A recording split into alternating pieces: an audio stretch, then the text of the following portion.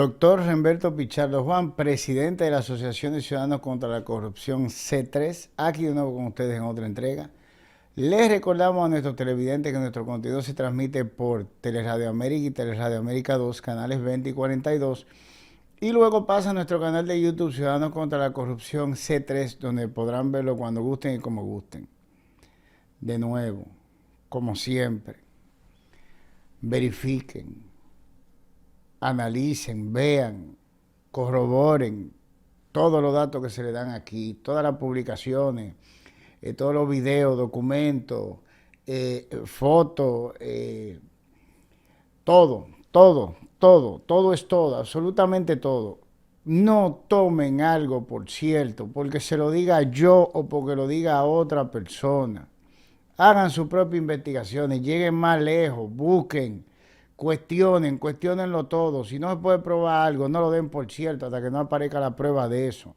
Que mientras más difícil sea engañarnos a nosotros, más difícil va a ser robarnos a nosotros, el pueblo dominicano. Dicho eso, vamos a seguir con Senasa, pero vamos a tocar la parte que no quieren que se toque. Así de simple. Y esa es la parte de la ley de lavado de activos que Jenny Berenice Reynoso no menciona. Pues a ella le encanta la ley de lavado de activos. Pero nunca toca al primer sistema que esa ley regula, que es el sistema bancario, mis hijos, los bancos. Y la ley de lavado de activos, cuando se origina, y estamos hablando de la primera ley de lavado de activos, estamos hablando de 2002, precisamente por dos actividades criminales. La gente asocia ley de lavado de activos con narcotráfico. No, ley de lavado de activos tiene dos fuentes.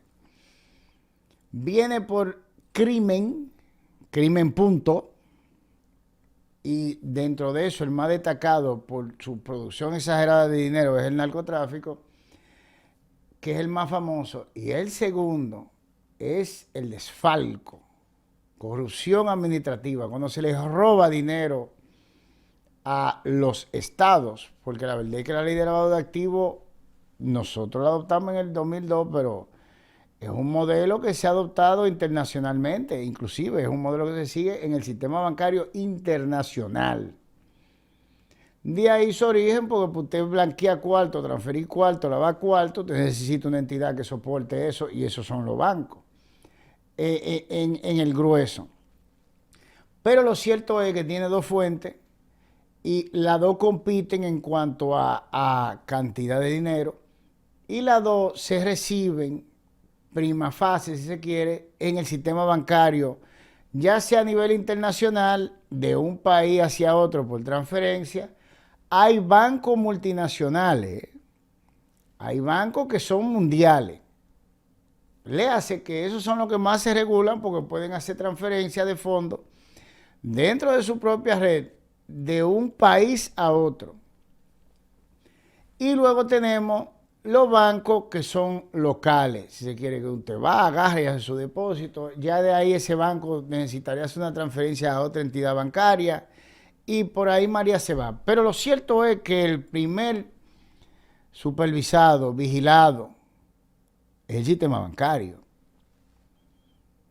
Así de simple. La ley de lavado de activos y el nombre legal de lo que usted conoce como banco, porque hay muchos tipos de bancos. Y es una cosa que tenemos que aclarar y enseñarle de entrada, para que usted sepa cómo es que se llama en la ley. Es entidades de intermediación financiera. Y yo quiero que ustedes pongan la búsqueda de Google de entidades de intermediación financiera, por favor, en pantalla. Ok, ahí se encuentra. Entonces, le leo. Las entidades de intermediación financiera son EIF. Son instituciones legalmente autorizadas para captar ahorros del público y utilizarlos para otorgar préstamos a terceros, actuando como un puente entre ahorristas y prestatarios. En República Dominicana, el 2025, estas instituciones están reguladas por la Ley Monetaria y Financiera número 183-02 y supervisadas por la Superintendencia de Bancos. Entonces, más abajo, dice, tipo de entidades autorizadas. A diciembre del 2025 operan un total de 47 entidades en el sistema financiero. Ustedes la van viendo ahí. Entonces, podemos mencionar ahí, como ustedes ven en el listado, usted ve los bancos que usted conoce. Usted ve Banco Popular, Banreserva, Banco BHD, Banco Santa Cruz, Scotiabank. Usted tiene ahí las asociaciones de ahorro y préstamo. Usted tiene la Asociación Popular. Usted tiene la Asociación Cibao de Ahorros y Préstamos. Asociación La Nacional, ahí usted tiene Banco de Ahorro y Crédito, más hacia abajo. En fin, usted tiene todos los tipos de entidades de intermediación financiera y que, como usted puede ver, pues ya usted sabe lo que es una entidad de intermediación financiera. Así, cuando se vea la frase entidad de intermediación financiera, en lo que vamos a ver ahora, usted sabe a qué se refiere. Y ahora vamos a pasar a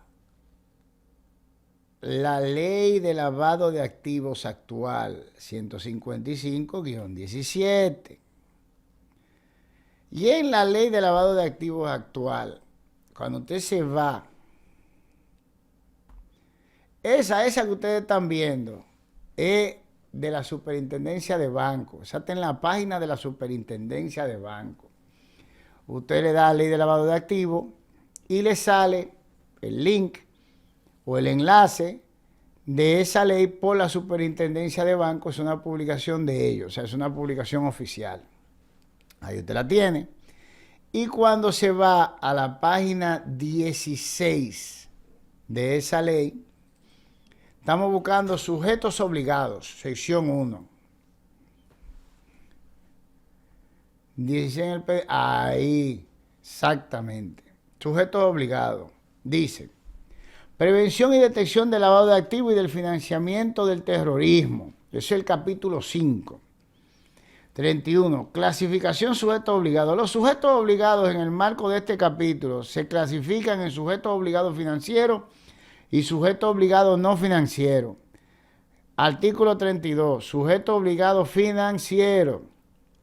Se consideran sujetos obligados financieros, y ahí usted lo tiene en el número 1, las entidades de intermediación financiera. Ya ustedes saben que esos son los bancos, Asociación de Ahorros y Préstamos, etcétera, etcétera. Ya ustedes lo vieron. Los intermediarios de valores, esto está en el número 2, es decir, las personas que realizan operaciones de corretaje o intermediación de títulos de valores, de inversión y de ventas a futuro. Las personas que intermedien en el canje, cambio de divisas y la remesa de divisas. Banco Central de la República Dominicana, está obligado por esta ley. Personas jurídicas que se encuentren facultadas o licenciadas para fungir como fiduciarias. Asociaciones corporativas de ahorro y de crédito, compañías de seguro, de reaseguro y corredores de seguro, sociedades administradoras de fondos de inversión, sociedades titularizadoras, puestos de bolsa e intermediarios de valores, depósitos centralizados de valores, emisores de valores de oferta pública que se reserven la colocación primaria. Ya ustedes van viendo que todo el mundo o todas aquellas instituciones que están obligadas por esta ley. Entonces luego vamos a lo que es el artículo 34, eso es la página 18. Programa de cumplimiento. Esto está sección 2, prevención y detección del lavado de activos y del financiamiento del terrorismo. Programa de cumplimiento. Los sujetos obligados deben adoptar, desarrollar y ejecutar un programa de cumplimiento basado en riesgo, adecuada a la organización, estructura, recursos y complejidad de las operaciones que realicen. Dicho programa contendrá, sin ser limitativo, lo siguiente: políticas y procedimientos para evaluar los riesgos en lavado de activos y financiamiento de terrorismo y mitigarlos. Políticas y procedimientos para garantizar altos estándares de contratación y captación permanente de sus funcionarios, empleados y directores. Régimen de sanciones disciplinarias, código de ética y buena conducta. Auditoría externa, responsable de verificar la efectividad del programa de cumplimiento. Párrafo. En lo concerniente a los grupos financieros y económicos, estos pueden contar con un programa de cumplimiento unificado sujeto al establecido reglamentariamente. Filiales. Los sujetos obligados deben aplicar un programa de cumplimiento, incluyendo las medidas de debida diligencia a todas sus filiales locales y subsidiarias en el extranjero. Políticas y procedimientos para evaluar los riesgos en lavado de activos y financiamiento al terrorismo. Eso es el 36. Los sujetos obligados deben desarrollar políticas y procedimientos que incluyan una debida diligencia basada en riesgo, considerando para ello medidas simplificadas, ampliadas o reforzadas enfocadas en identificación o diagnóstico, medición y control y monitoreo y mitigación.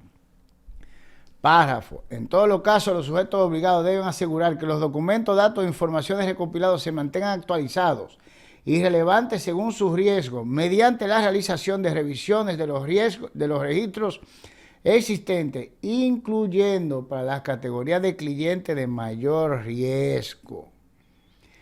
Gestión de riesgo. Los sujetos, eso es el artículo 37, los sujetos obligados deben implementar una metodología que les permita de manera oportuna identificar, medir, controlar, mitigar y monitorear los eventos potenciales de riesgo de lavado de activos y financiamiento al terrorismo. En dicha metodología se debe incorporar como mínimo los siguientes factores o variables de riesgo. Los clientes. Eso significa que ellos tienen que investigar a los clientes, mis hijos. Y ellos son los bancos. Productos y o servicios, la cuenta que aperturan, las transacciones que hacen, la transferencia, área geográfica, de dónde vienen, canales de distribución, o sea, hacia dónde va el dinero y por dónde llega y hacia dónde se transfiere. Debida diligencia de clientes, artículo 38, dice aquí: los sujetos obligados deben realizar una debida diligencia a sus actuales y potenciales clientes a fin de identificar al cliente, persona natural y o jurídica, eso son las compañías, las jurídicas, ONG y todo el mundo. Verificar su identidad sobre la base de documentos, datos o informaciones obtenidas de fuentes fiables e independientes. Identificar y verificar a las personas que dice actuar en nombre del cliente y verificar que está autorizada para hacerlo. Identificar al beneficiario final y tomar las medidas razonables para verificar la identidad del beneficiario final usando la información pertinente o los datos obtenidos mediante fuentes confiables, de tal manera que el sujeto obligado obtenga el conocimiento adecuado de quién es el beneficiario final, a quién usted le hace los depósitos, a quién usted le hace la transferencia, a quién usted agarra y le endosa un cheque, etcétera, etcétera. Entender y cuando corresponda, obtener información sobre el propósito y el carácter que se presente dar a la relación comercial y financiera. Completar la verificación de la identificación del cliente de acuerdo al nivel de riesgo definido por el sujeto obligado, eso es el banco, de conformidad a su política y procedimiento de debida diligencia. Ustedes están oyendo todo lo que tienen que hacer los bancos y lo hacen, Lo hacen. Artículo 39, monitoreo.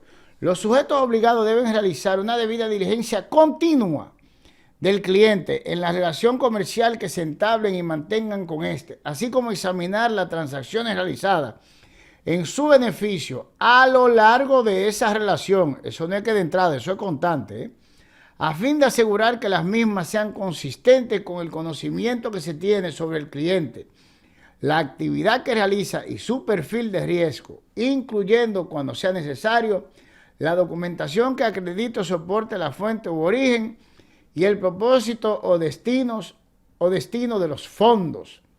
Asimismo, los sujetos obligados deberán disponer de mecanismos eficientes para que las informaciones y documentos que se dispongan sobre este sean actualizados cuando correspondan.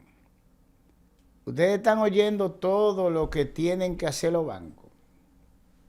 Ustedes están viendo pedazos de esto. El banco es responsable de verificar todo esto.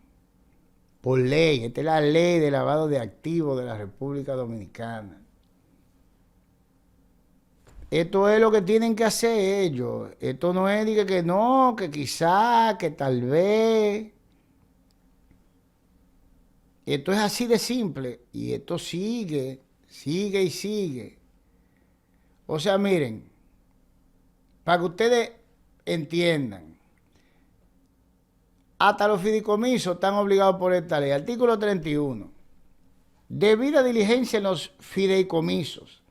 Las empresas que tienen permitido la creación y administración de fideicomisos deben realizar una debida diligencia para identificar y verificar a todas las partes del fideicomiso, excluyendo el fideicomitente y el beneficiario final, y aplicar todas las medidas preventivas contenidas en esta ley y en su reglamentación. Esta información se debe mantener actualizada en cumplimiento de esta ley. Es así de simple. Debida diligencia ampliada. Los sujetos obligados deben realizar una debida diligencia ampliada cuando haya identificado riesgos mayores de lavado de activos o de financiamiento al terrorismo. Asimismo, pueden aplicar una debida diligencia simplificada cuando hayan identificado riesgos menores. Las medidas simplificadas deben ser proporcionales a los factores de riesgo menores, pero no son aceptables cuando surjan sospechas de lavado de activos y financiamiento del terrorismo o se presenten escenarios específicos de riesgos mayores. Hasta un registro deben de mantener. Oigan esto. Mantenimiento de registro. Los sujetos obligados deben conservar todos los registros necesarios sobre transacciones, medidas de debida diligencia, archivos de cuenta, correspondencia comercial y los resultados de los análisis realizados durante al menos 10 años después de finalizada la relación comercial o después de la fecha de la transacción ocasional. Los registros a los que se refiere el presente artículo pueden conservarse en copia magnética, fotostática, fotográfica, microfílmico, grabaciones o cualquier otro medio de reproducción de los mismos, los que servirán como medios de prueba en las investigaciones de infracciones penales y administrativas previstas en la presente ley. 44. Designación de oficial de cumplimiento. Los sujetos obligados deben designar un ejecutivo de alto nivel con capacidad técnica encargado de vigilar la estricta observancia del programa de cumplimiento.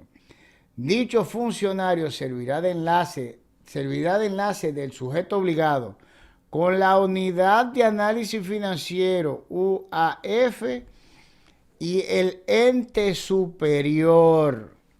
La Unidad de Análisis Financiero, mis hijos, es el órgano que se encarga de verificar toda la información que se les remita.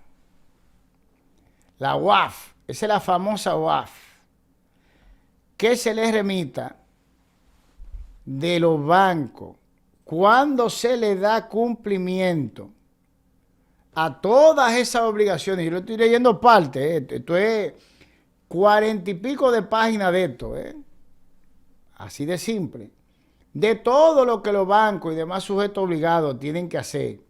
Bueno, miren de lo que yo le estoy hablando aquí. Artículo 53 de la ley. Dice, remisión de los registros de transacciones. Los registros descritos en el artículo anterior deben ser llevados en forma diligente y precisa por los sujetos obligados y los correspondientes al mes anterior deben ser remitidos a la Unidad de Análisis Financiero UAF dentro de los primeros 10 días calendario, conservando una copia magnética, fototáctica, fotográfica, microfílmica o cualquier otro medio de reproducción de los mismos, por un término de al menos 10 años. Dice, artículo 54, para que vean los topes de esto. Transacciones múltiples en efectivo. Las transacciones múltiples en efectivo realizadas en una misma entidad, que en su conjunto sea igual o superior a $15,000, serán agrupadas y consideradas como una transacción única si son realizadas en beneficio de una misma persona física o jurídica y si son realizadas dentro de un periodo de 24 horas. En tal caso, dichas transacciones deben ser reportadas a la Unidad de Análisis Financiero. $15,000, estamos hablando de, bueno, más o menos $1,000,000 para que ustedes tengan una idea. Léase que después de $1,000,000, esto se supone que debe dar algún tipo de alarma. El reporte de operación sospechosa, artículo 55. Reporte de operación sospechosa. Los sujetos obligados deben comunicar las operaciones sospechosas a la Unidad de Análisis Financiero UAF dentro de los 5 días hábiles después de realizada o intentada la operación. 56. Disponibilidad de los registros. Los registros y documentaciones que establece esta ley y su reglamentación deben estar a disposición del Ministerio Público, órgano jurisdiccional competente y de la Unidad de Análisis Financiero UAF para su uso en investigación y procesos penales y administrativos relacionados con el lavado de activos, delitos determinantes y la financiación del terrorismo. Ustedes están viendo todos los mecanismos que están en sitio por esta ley y que deben de cumplir los bancos. Desde tener control, cualquier cosita, de que por $1,000,000 o casi $1,000,000 para arriba, tiene que mandar a la Unidad de Análisis Financiero. Tiene que tener un alto ejecutivo que sirva de enlace entre la Unidad de Análisis Financiero y el banco. Tiene que tener un registro. Me doy a entender. Esto es obligatorio, esto es una ley. Entonces que al dueño del banco le da la gana de cumplirlo o no cumplirlo. Y él hace lo que él quiera y bururum bararán y patatín y patatán. No, esto es ley. Esta es la ley de lavado de activos de la República Dominicana. Esto es obligatorio. Ustedes están entendiendo a qué que yo me refiero. O sea, no es que, estas personas, refiriéndome al caso Senasa, movieron $15,000,000,000. Como ustedes van a ver, crearon compañía nuevecita de carpeta. Carpeta porque están en una carpeta. No tienen, como yo he dicho antes, no tienen absolutamente ningún récord bancario. Y con una compañía, con una cuenta recién hecha, movieron miles de millones por ella. Miles de millones, así a la franca. Para que ustedes tengan una idea de esto, miren. Aquí tenemos la sección 2. Esta es sanciones. Estamos en la página 28.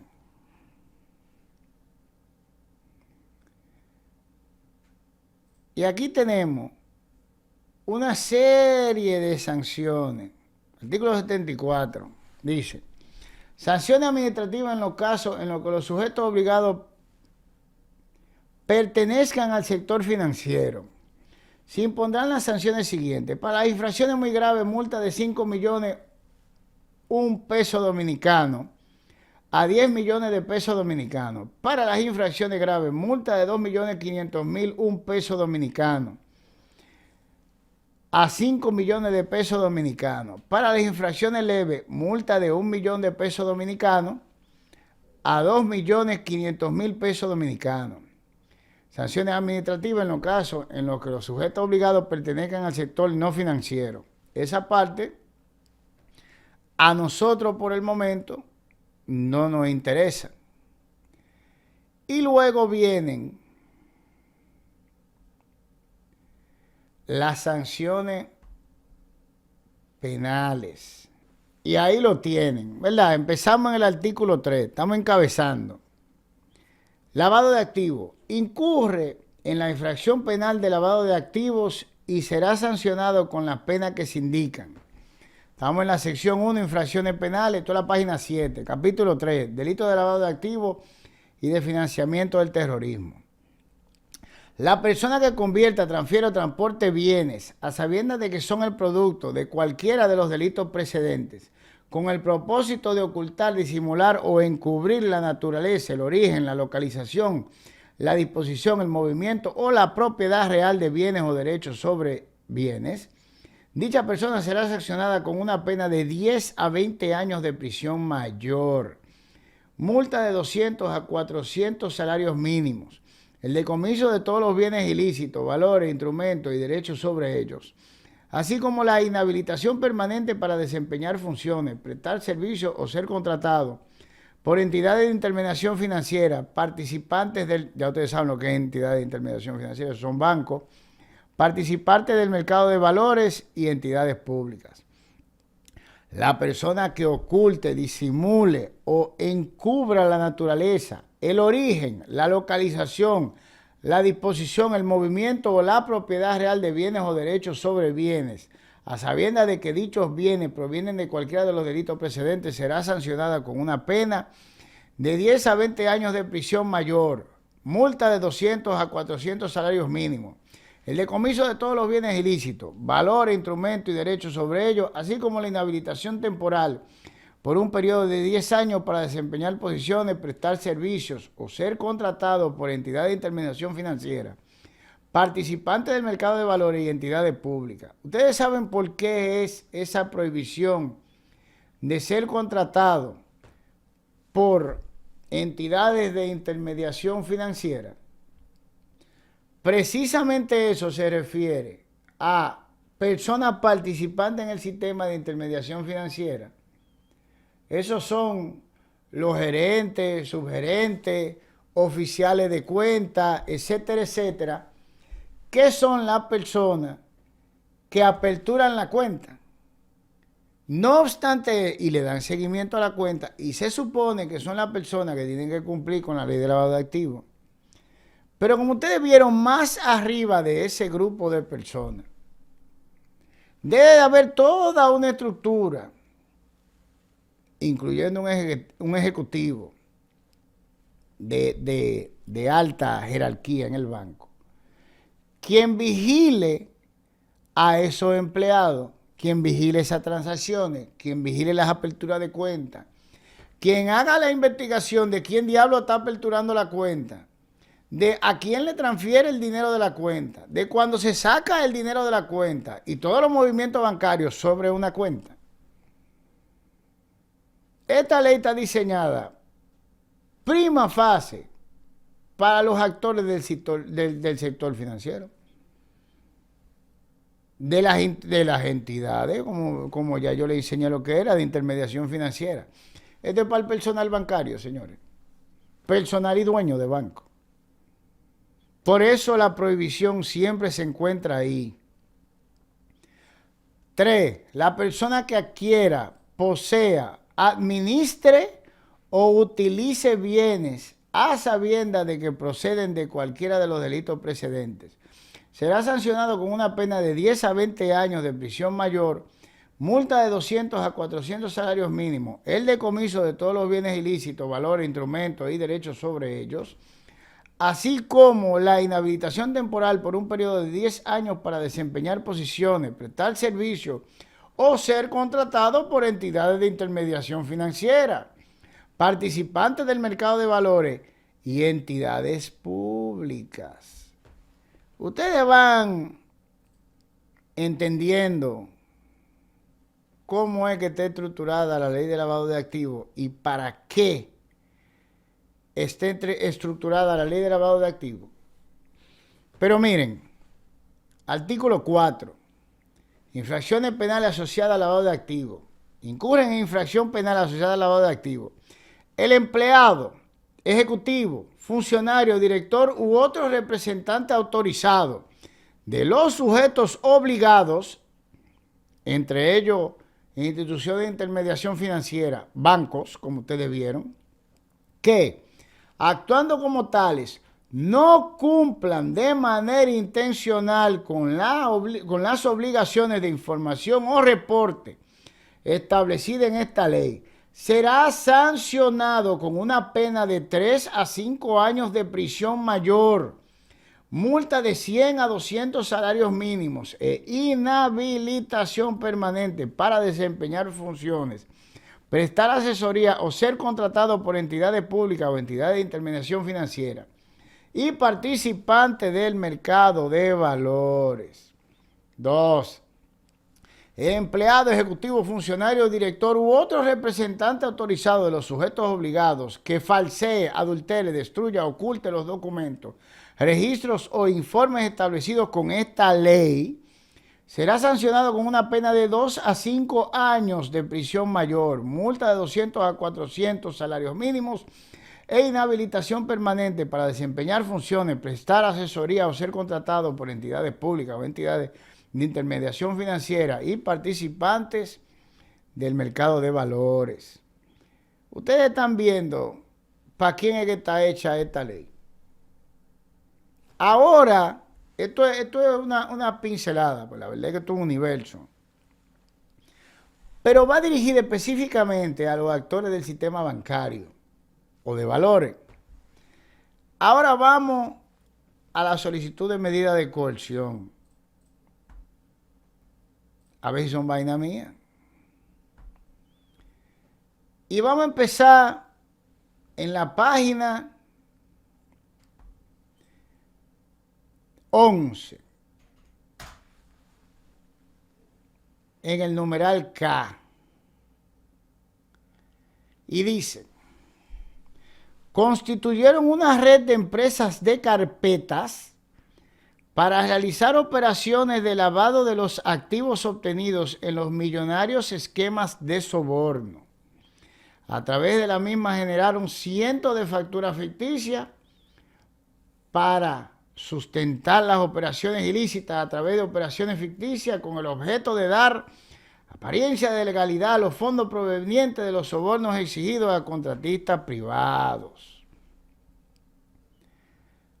Ya usted está oyendo el principio y el primer fallo en cuanto a la observación de la ley de lavado de activos.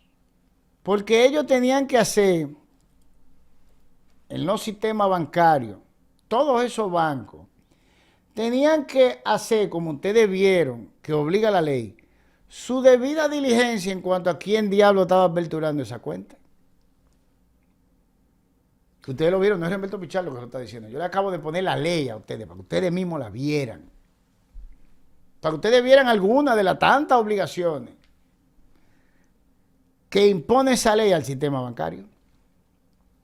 Entonces, esta gente cogieron compañías nuevecitas que no tenían acta de nacimiento tenían porque estaban constituidas, pero no tenían una cuenta bancaria hasta el momento en que ellos empezaron a usarla. Aperturaron la cuenta bancaria en los diferentes bancos. Y todos los controles que impone esta ley, que hubieran detectado precisamente la novedad de esa cuenta y que tenían que ser vigiladas y tenían que mandar un informe sobre la aperturación de esa cuenta por parte de esas empresas de carpeta nuevecitas. Y no lo hicieron. No lo hicieron. Porque si lo hacen, esto se detecta inmediatamente. Estamos hablando de que esto va desde el año 2020. Esto tenía 5 años corriendo.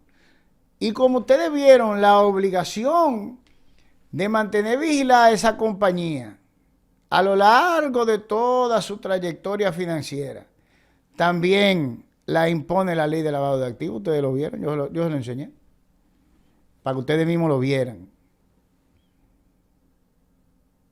¿Ustedes entienden por dónde que vamos? Ya de entrada, esto, si se hubiera cumplido con la ley de lavado de activos, se evita. De una vez se le hubiera parado el coche a esto. Inmediatamente se le para el coche a esto. Pero no pasó nada. Entonces ahora yo pregunto, si no hemos todavía entrado en esto y ya hay una violación a la ley de lavado de activos, ¿por qué no hay ningún funcionario de los bancos que participaron en esto, que aperturaron esa cuenta preso? ¿Dónde están en la acusación? ¿Dónde están en la solicitud de medida de coerción? ¿Dónde se encuentran esta gente? Pero miren, vamos a dar un paseíto por esta solicitud. Y vamos a empezar, para que ustedes tengan una idea del dinero que dicen ellos que se movía, porque cuando usted tira los números no dan 15,000 millones. Vamos primero a la página, déjame ver, vamos a empezar por la 27, numeral 60 de la solicitud. 27, numeral 60. Y vamos a leer para que ustedes vayan viendo de qué estamos hablando. Dice, a través de la empresa OGSS, prestadora de servicios de salud SRL, José Pablo Ortiz Giraldes, recibió aproximadamente 529,068,000, dice así mismo, de pesos, dinero que le fue entregado mediante transferencias bancarias. Estos pagos eran exigidos con carácter inmediato por José Pablo Ortiz Giraldes, por mandato directo del imputado Santiago Marcelo Jacim Albaini, cada vez que SENASA desembolsaba fondos correspondientes a los servicios presentados por Nutrimed, Marina Alvarada SRL. Esta es una muestra del esquema de soborno que el imputado Santiago Marcelo Jacim Albaini instauró en el Seguro Nacional de Salud SENASA. O sea que esta gente hizo transferencia. Y obviamente si estamos hablando de transferencia bancaria, estamos hablando de cuenta bancaria, por 529 millones y pico de pesos. Y esa transferencia, como ustedes vieron en la ley de lavado de activos, tenían que estar siendo monitoreadas. ¿Y qué pasó aquí entonces?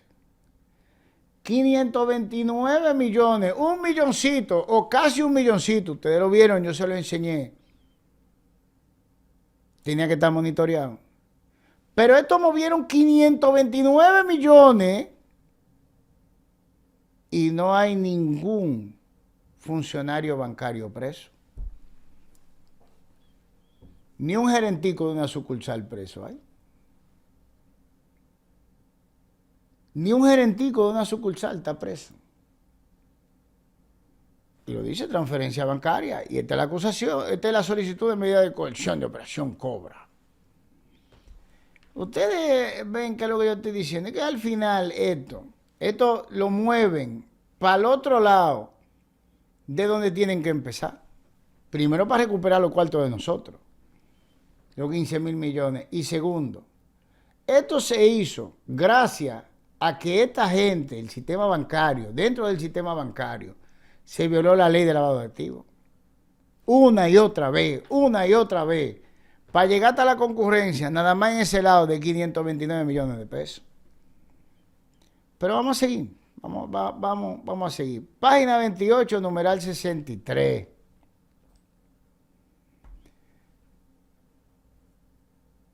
Y nos fuimos. Cuando José Pablo Ortiz Giraldes enfrentó dificultades judiciales, la estructura criminal no se detuvo, Por el contrario, se reacomodó internamente. Es ahí que entre el imputado Germán Rafael Robles Quiñones, director jurídico del Seguro Nacional de Salud SENASA, quien asumió íntegramente el rol de receptor del pago ilícito del 30%, continuando el esquema de soborno de manera fluida y sin alteraciones.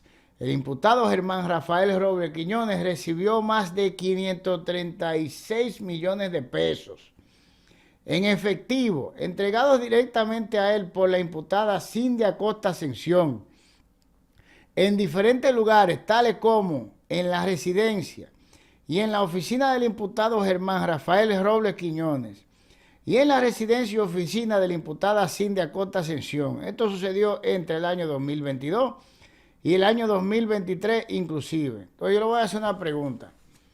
¿Ustedes se creen que Cindy tiene una bóveda en su casa con más de 500 millones de pesos en ella? Infantil, absurdo, imbécil de pensar.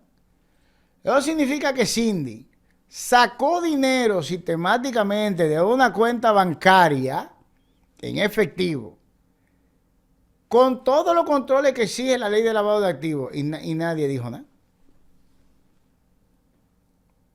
Nada,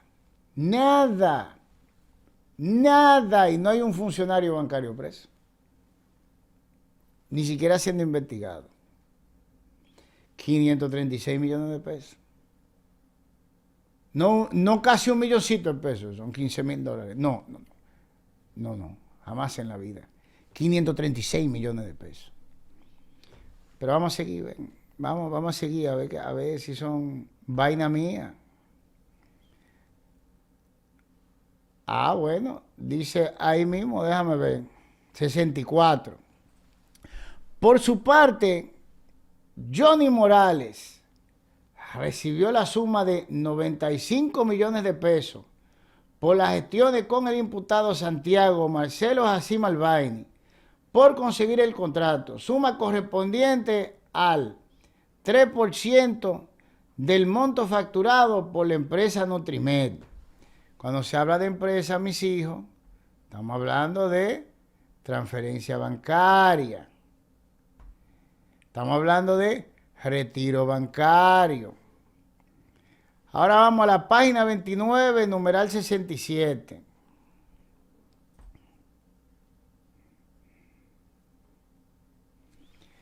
Durante el periodo investigado, los imputados recibieron en conjunto más de 1.165 millones de pesos. 1.165 millones de pesos, provenientes de los fondos públicos, desembolsados por el Seguro Nacional de Salud SENASA. Monto cuya entrega no obedecía a contraprestación legítima alguna, sino exclusivamente al esquema de soborno impuesto por el imputado Santiago Marcelo Jacim Albaini para la continuidad del programa adulto mayor a través de la empresa Nutrimed Marín Alvarado, Nutrimed / o diagonal, Nutrimed CAS, Nutrición y Medicina SRL. Estos pagos ilegales tenían como finalidad asegurar la continuidad del programa, agilizar procesos internos, evitar glosas, aprobar facturas y obtener ventajas indebidas. Pago de SENASA a Nutrimed. ¿Cómo usted cree que se hacían esos pagos? Transferencia bancaria, mis hijos. Transferencia bancaria.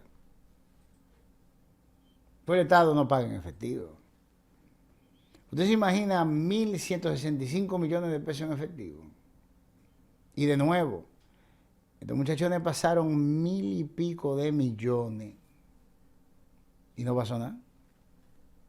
¿Y dónde están los gerentes de cuenta que por el lado de Nutrimed, de estas dos empresas, y Nutrimed CAS, que fueron creadas para este esquema, no vigilaron la cantidad de dinero que se estaba recibiendo? No mandaron su informe a la UAF unidad de análisis financiero, hasta donde nosotros sepamos, porque aquí no se menciona un solo informe de eso. Sin embargo, aquí se dio un esquema de soborno a través del sistema bancario dominicano y no hay un gerentico de sucursal preso, mis hijos. Vamos a continuar a ver que si son vainas mías, porque estas son las cosas que yo... Página 31, numeral 74. Vamos a ver. Durante el periodo comprendido entre los años 2021 al 2023, la empresa Nutrimed Marina Alvarado SRL, Nutrimed CAS, Nutrición y Medicina SRL, recibió pago del Seguro Nacional de Salud SENASA por un monto aproximado de 4.074.855.686 pesos con 60 centavos. Usted está oyendo la magnitud de la transferencia bancaria que se hacían. Usted está oyendo la magnitud de este dinero para estas dos empresas nada más, que se movió a través del sistema bancario nacional y no hay un gerentico de sucursal bancaria preso. Que son los primeros obligados por la ley de lavado de activos que tanto le gusta a Jenny. Dígame, ¿cómo es esto? ¿Cómo pasa esto? Un gerentico de sucursal no está siendo investigado. Y todo esto ustedes vieron, entre la misma acusación, compañía de carpeta para esto. Y no hay un gerentico preso. No hay un cajero de banco preso. Le digo a ustedes. Vamos a seguir. Entonces, 32, numeral 77.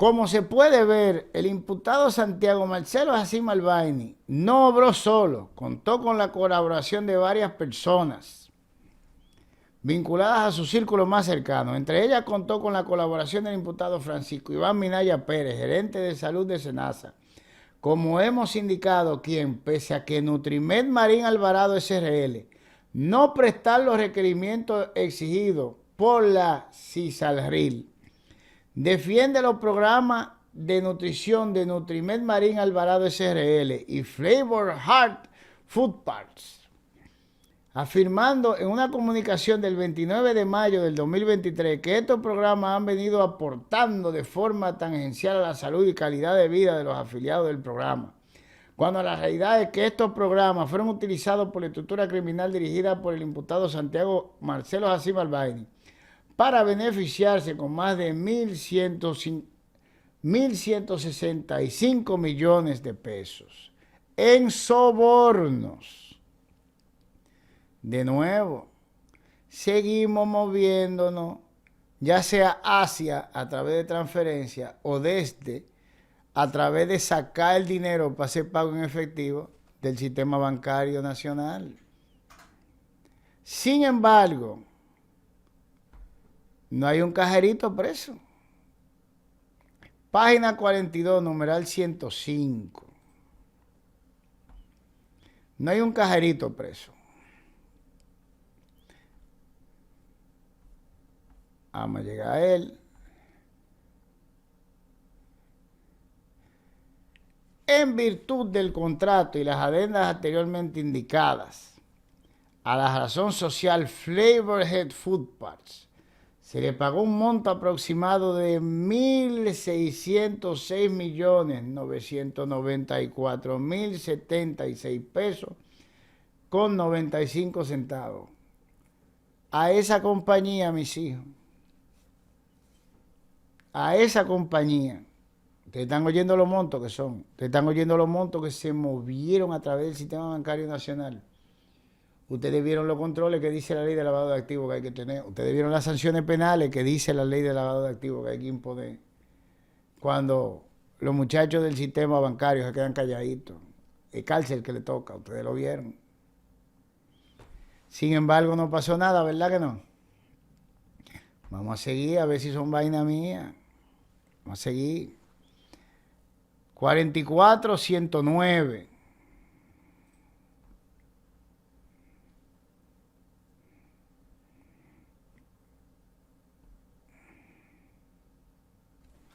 Por igual, las informaciones financieras confirman que las personas detrás de NutriSalud y la empresa Flavor Heart Food Parts es el señor Manuel Enrique Valle Tapia, quien en menos de 5 meses recibió 65 millones de pesos.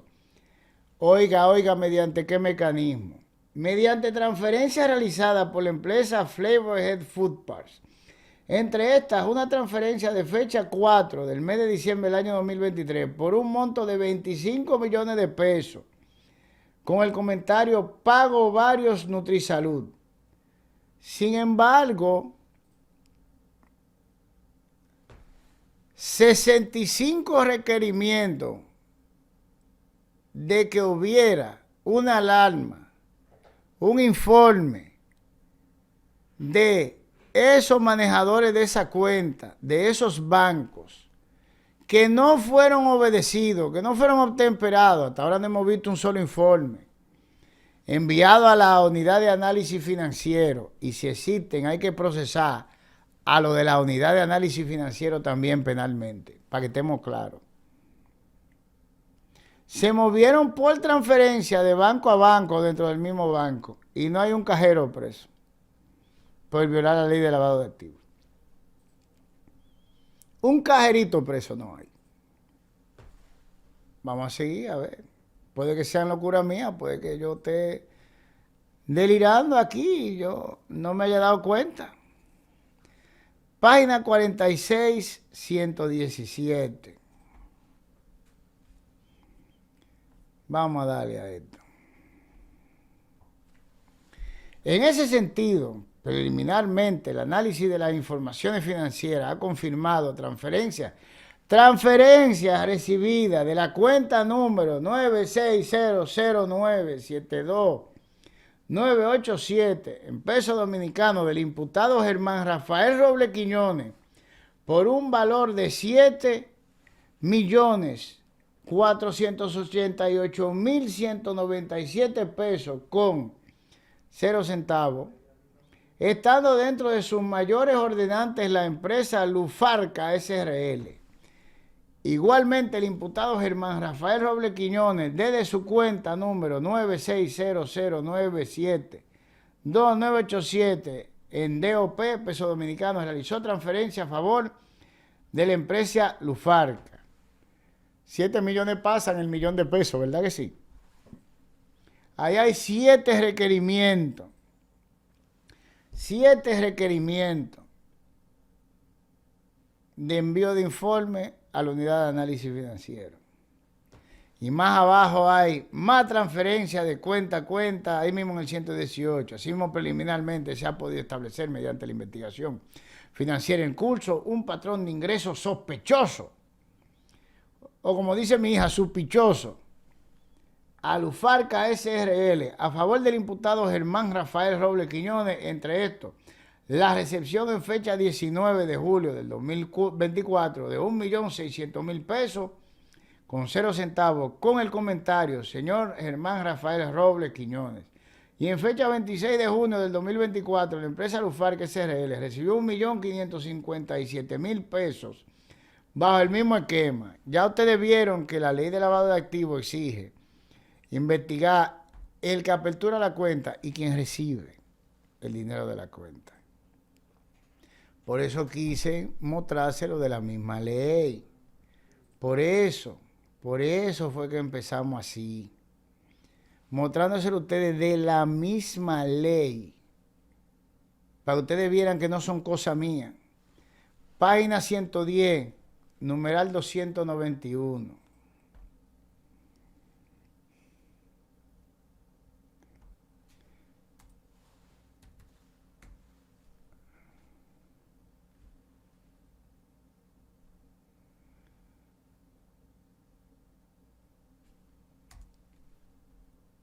La empresa Proyecto LC SRL también realizó 3 transferencias bancarias LBTR, favor de la cuenta corriente número 6900003714 del Banco de Reserva perteneciente al imputado Germán Robles, mientras éste se desempeñaba como consultor jurídico del Seguro Nacional de Salud en el año 2023 mismo año en que se adquirió el penthouse. Se identificaron pagos por la suma de 6 millones de pesos transferidos por las empresas pertenecientes al señor Rafael Polanco. Y abajo hay una tabla, transferencia realizada por el proyecto LCSRL y constructora Ruby SRL. Se supone que son transferencias a la cuenta perteneciente a Germán Robles en Banreserva, un banco prácticamente estatal. No se cumplió con la ley de lavado de activos. Ahí hay 2 millones, 2 millones, 1 millón, 1 millón, 6 millones y así sucesivamente. Pero el que manejó esa cuenta no está preso en el Banco de Reserva. ¿Y qué es lo que pasa aquí? Vamos a seguir, mis hijos. Ya estamos terminando este overview. 111, 293. Ahí mismo. Situación similar ocurre con el señor Eric Danilo Riley, amigo del investigado, quien usa la misma justificación para la transferencia bancaria que describe como abono honorario, gastos varios y avance de trabajos, hecha por él hacia la cuenta de banco personal del imputado Germán Robles, por la suma total de 6.786.240 pesos, por servicio brindado presuntamente a la empresa O'Reilly Asociados SRL, Ingeniería y Arquitectura, conforme el siguiente detalle. Aquí está el detalle más abajo del cuadro. Ustedes lo pueden ver ahí en pantalla. Si quieren anotar los números, usted le da pausa. Entonces estamos ahora, página 131, numeral 10.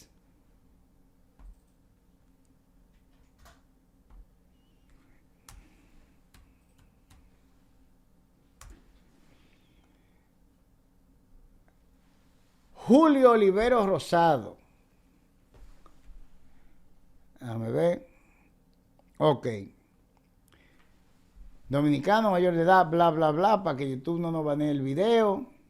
Ahí está su dirección. Con su declaración probaremos que por instrucciones directas del doctor Eduardo Reed ejecutó la entrega recurrente de pagos en efectivos que recibí en fundas selladas del Banco Vimenca a través del abogado Juan Carlos Miura Victoria, que su función consistía en contar y organizar el dinero para luego entregarlo personalmente a un individuo identificado como José Manuel José Fermín, quien se presentaba como el chofer de José Pablo Ortiz Giraldes, que los montos manejados eran cuantiosos y variables, alcanzando aproximadamente 43 millones de pesos mensuales en los últimos 3 meses del periodo referido tras la incorporación del contrato Farmacar, y que, siguiendo órdenes expresas de Eduardo Reed, se le indicó mantener absoluta confidencialidad sobre estas operaciones sin dejar constancia o registro contable alguno, siendo esta la primera vez que participaba en un esquema de entrega de efectivo de estas características, entre otras informaciones de su conocimiento que son relevantes para el presente proceso. ¿Y de dónde ustedes creen que sacaron el dinero en efectivo, mis hijos? ¿De dónde ustedes creen que lo sacaron? ¿Ustedes se creen que él lo tiene ahí, en una botica en su casa, como decían los viejos de uno? Para finalizar, vamos a darle a la página 144, numeral 24 de esto. Vamos aquí, 144.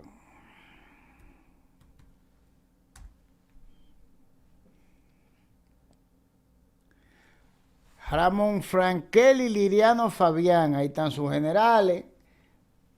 ya usted la coge de ahí si quiere. Con lo que probamos la fase inicial del mecanismo de lavado de activos. Ellos usan la ley, pero no le caen atrás a los principales regulados por ella y sancionados si la violan. A ver, implementado por José Pablo Ortiz Giralde para canalizar los fondos ilícitos provenientes de las empresas contratistas Kersum SRL y establecer un vínculo patrimonial indirecto con Santiago Jacín.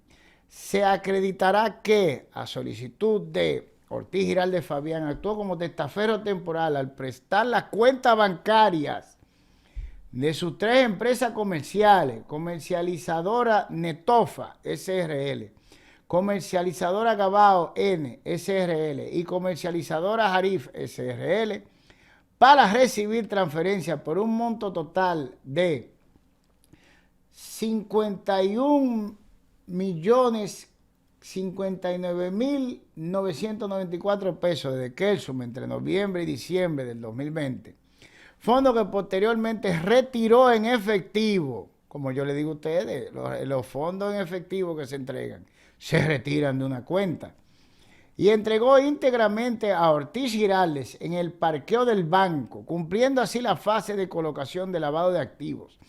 Asimismo, el testimonio probará un acto concreto de enriquecimiento y disposición de activos por parte de Santiago Jacín, al confirmar Fabián que a finales del 2020 o principios del 2021 compró en efectivo y a través de José Pablo Ortiz un vehículo Lincoln Navigator, cuyo propietario y vendedor formal era el propio Santiago Jacín, tal como constaba en el contrato de venta que firmó. Este hecho materializa la conversión de un bien adquirido por Jacín en efectivo, bajo la intermediación de su operador financiero, entre otras informaciones que son de su conocimiento y del interés de este tribunal. O sea que importa más el hecho de que se haya comprado una jipeta, una jipetica, porque cuando se habla de 15.000 millones de pesos, esto no llega ni a Chile.